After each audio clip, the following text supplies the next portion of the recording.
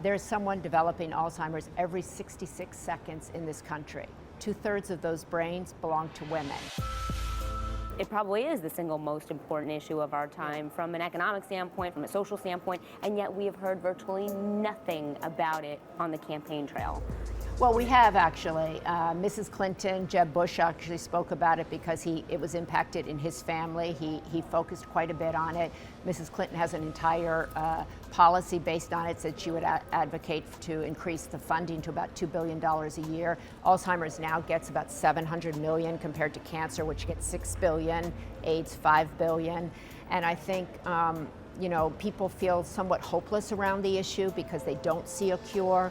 I'm very hopeful on the issue. It's a great opportunity for Donald Trump to get focused on this issue. Mrs. Clinton is. I don't know, why wouldn't he? Millions of people are voting on this. You go all across this country, people are maxed out in caregiving.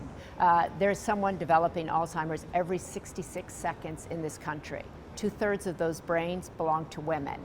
And I'm trying to get people to focus on that, to get informed about it, because it's affecting millions and millions of families every day, and we don't know why. We don't know why. What is the reason that it's affecting women? Like you said, Alzheimer's is disproportionately a women's issue. Yeah, I don't think people know that. A big issue, period. Yeah. Trump has not resonated with women. Correct. There might be an opportunity for him.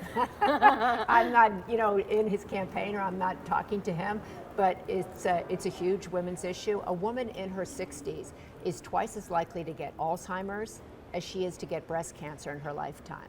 That's a huge issue that women don't even know. No. Well, that's interesting because it ties into your other effort about women and more support for women, because oftentimes they are caregivers for their parents who develop Alzheimer's or other diseases. Millions and millions and millions of women are at this nexus in this country where they are parenting, they are providing, and they are caregiving.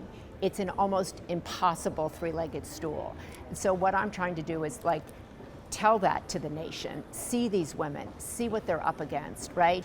And also try to find answers as to why so many millions of people are getting Alzheimer's. I think people are desperately afraid of losing their minds, as they should be, right? And we also have this entire baby boom generation, 10,000 people turning 65 every day. This is an economic issue. It's a spiritual issue, it's an emotional issue, and it's a familial issue, and it's a political issue. So I think it's the single most important issue in our time because it's changing lives every single second.